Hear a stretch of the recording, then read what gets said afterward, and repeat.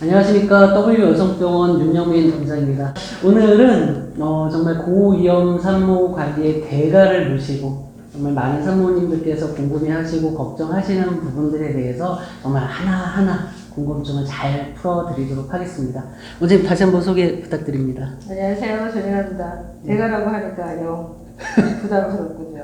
네, 오늘은 뭐 고위험 임신이라 하면 다양한 질환들이 있겠지만 어느 산모에게나 피해갈 수 없는 이제 임신성 당뇨에 대해서 먼저 오늘 얘기 나눠보도록 하겠습니다.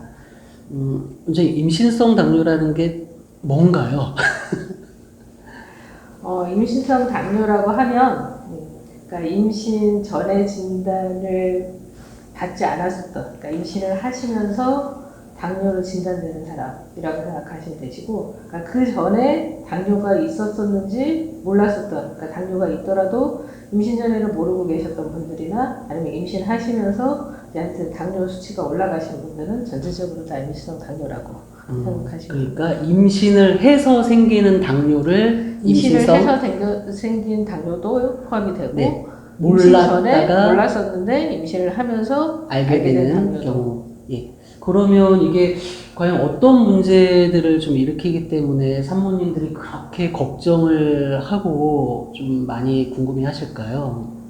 그러니까 이제 아까 얘기 드린 것처럼 임신성 당뇨는 임신하면서 이제 진단이 되긴 하지만, 그러니까 이제 첫 번째는 임신 전에부터 있으셨던 분들, 그런 분들은 이제 아가가 생기면 당 수치가 올라가 있는 상태로 임신을 하게 되면 아가 기관을 형성하는데 기형을 많이 유발을 하거든요. 그러니까 이제 그런 문제들도 있고, 근데 전반적인 사실 임신성 당뇨는, 그러니까 그 전에 있던 분들은 사실 그런 임신성 당뇨의 한 10% 정도가 기존에 있었는데 이제 모르고 계셨던 분들이고, 대부분 한 90%는 임신하시면서 당뇨가 되고 아기를 낳고 나면 또 괜찮아지시는 분들이 보통 90% 정도 되는 걸로 되어 있는데, 임신을 하시면서 당뇨가 되면 일단은 아기한테 당 수치가 많이 올라가게 되고, 엄마 당 수치가 올라가게 되면, 근데 그 당 수치가 많이 올라가면 아가가 커지는데 균형 잡힌 등치로 커지는 게 아니고 머리는 작고 어깨는 크고 배는 크고,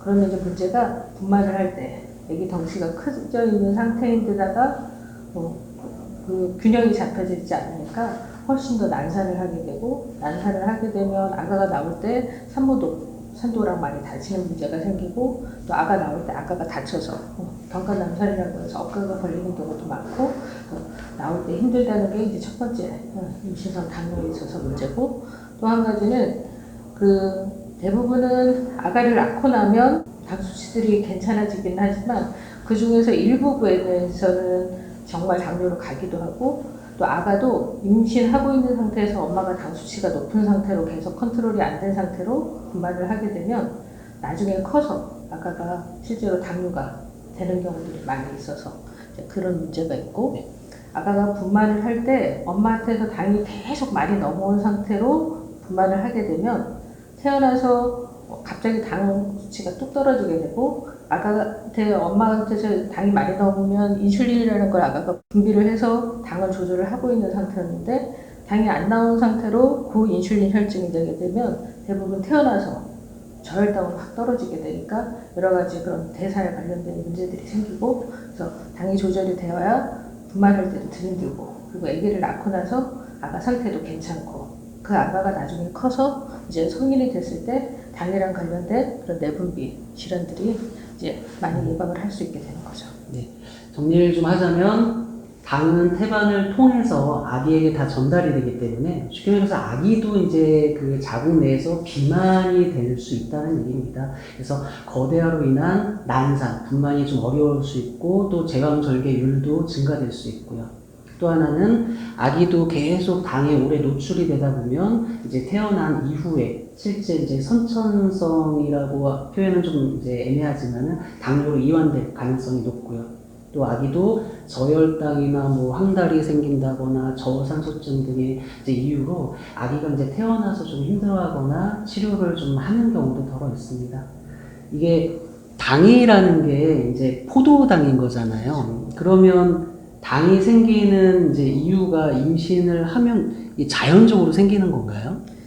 임신을 하게 되면, 그러니까 모든 사람들은 당이 영양분이 들어오게 되면 어느 정도 필요한 것만큼 소모를 하고 나머지는 이제 다른 것으로 저장을 하게 되어 있는데, 임신을 하면 정상적으로 당 수치가 좀 올라가게 돼 있는데 그 당을 제대로 조절을 잘 못하는, 그러니까 이제 임신을 하면서 여성 호르몬이 올라가고 여러 가지 상황들이 적당하게 조절을 해야 되는데 그 부분에 있어서는 이제 장애가 생기는 거죠. 그러니까 당 대사에 일종의 장애가 생기면 그런 분들이 임신성 당뇨로 나오게 되는 거죠. 네, 그렇죠. 이게 임신 호르몬에 의해서 당을 분해해주는 인슐린 저항성이 증가되니까 당이 들어오게 됐을 때 분해가 안 돼서 쌓여서 엄마도 아기도 영향을 받을 수 있다는 거거든요. 그래서 저는 산모님들께 설명을 하기를 이제 임신성 당뇨는 병이 아니다. 이제 어느 산모에게나 올 수 있는 이제 복불복으로 올 수 있는 변화인데 이제 정확한 진단과 관리가 안 됐을 때 여러 영향을 줄 수 있으니까 이제 국가에서도 임신성 당뇨에 대한 검사를 보험으로 해주거든요. 이게 그만큼 필요하다라는 건데 그러면 뭐 정말 산모들은 복불복으로 올 수도 있지만 특히 좀 조심하거나 더 당뇨가 잘 생기는 좀 분들이 계시나요? 근데 이제 전에는 임신성 당뇨 진단이 한 3% 내외 정도였었는데 지금은 이제 고령 산모들이 늘어나고 또 쌍둥이 임신들도 늘어나고 또 나이가 들면서 요새 비만 인구들이 훨씬 더 많아졌거든요. 그러니까 그렇게 비만 인구들도 늘어나고 그러면 당연히 당뇨랑 관련돼서는 위험도가 다 증가가 되니까 전에보다는 임신성 당뇨 빈도도 한 4%에서 2%, 뭐 많게는 한 10% 정도, 그러니까 점점 증가하는 추세라고 봐야죠. 네, 이제 이게 뭐 사실 논문마다 발생 빈도를 좀 다르게 또 나오긴 하는데 정말 적게는 3에서 많게는 14%까지도 뭐 당뇨 발생률이 이제 좀 높다라는 보고도 있습니다. 그리고 뭐 이제 원장님께서 말씀하셨듯이 이제 뭐 여러 가지 이제 식습관의 변화나 또 이제 또 서구화되는 거, 고령 임신, 쌍둥이, 뭐 비만 등의 문제로 당뇨가 좀 생길 수도 있기 때문에 임신성 당뇨는 좀 너무 걱정하고 꺼려하지 말고 어느 산모나 해야 되는 검사니까 좀 제때 좀 검사를 정확하게 받자 생각하실게요. 그리고 특히나 그 예전에 뭐 그 당뇨를 이제 걸렸던 분이나 가족력이 있거나 그런 분들은 좀 더 잘 걸릴 수 있는 거죠. 그렇죠. 예. 그래서 저희가 임신성 당뇨 검사를 하는 게 한 24주에서 28주 사이에 당 시약을 마시고 체열을 하는데 그런 임신성 당뇨에 과거력이 있거나 가족력이 있거나 고도 비만인 분들은 오히려 임신 전이나 임신 초기 때 좀 그런 당 부하 검사를 하거나 또 당화 혈색소라는 한 최근 두어 달 당 조절 잘 됐나 보는 또 검사 지표가 있어요. 그런 걸 해보는 게 좀 더 낫겠죠, 관리에. 그러니까 워낙 임신성 당뇨는 이제 말씀하신 것처럼 24주에서 28주에 뭐 식사를 하거나 안 하거나 상관없이 50g 이제 액상으로 되어 있는 당뇨 검진 치약이라고 해서 액상을 마시고 1시간 있다가 보통은 이제 그때는 움직임이랑 그런 것들은 좀 많이 하지 말라고 얘기를 하고 다른 거는 먹지 말라고 얘기를 하고 1시간 있다가 이제 병명에서 당 수치를 체크를 해서 진단을 하는 것으로 되어 있는데 이제 아까 얘기 드린 것처럼 요새는 당뇨 빈도도 많아지고 그래서 임신 전부터 당뇨인 분들도 많고 그리고 또 그런 고위험 산모인 경우들도 있는데다가 전에 첫 아기 때 이미 당뇨를 진단을 받았거나 아기를 굉장히 크게 뭐 4.5kg, 뭐 5kg 그렇게 낳으셨던 분들은 24주에서 28주에 검사를 하는 것보다 그냥 임신하면서 방문을 했을 때 그때 이제 아까 말씀하신 것처럼 당화혈색소를 검사를 하고 당을 수치를 확인을 하는 방법도 있고 그때 아예 50g 24주에서 28주에 하는 임당 검사를 아예 방문했을 처음부터 검사를 하는데 이거에 대해서는 아직은 딱 의견이 일치가 되어 있지는 않은데 하여튼 아예 24주에서 28주에 하는 것보다는 그냥 오자마자 체크를 하는 것들이 훨씬 더 낫다고 얘기를 하죠. 왜냐면 그때 벌써 당 수치가 높으면 아가 기관 형성하는데 이미 영향을 받는 거거든요. 네. 그렇다면 사실 임신성 당뇨는 제가 알기로는 태아 기형과는 무관한데 임신 전 당뇨, 그러니까 현성 당뇨라고 하는 임신 전부터 있었던 당뇨는 아기의 기형에도 좀 영향을 미치는 많이 거죠. 영향을 주는 걸로 돼 있죠. 네, 그렇죠. 뭐 특정 기형보다는 뭐 전반적으로 뭐 이렇게 중추신경계나 심장이나 뭐 이제 여러 문제를 일으키기 때문에 당뇨의 고위험 산모나 뭐 가족력이 있거나 그런 분들은 좀 더 일찍부터 좀 관리를 하거나 검사를 하시는 게 더 안전하고 좋겠습니다.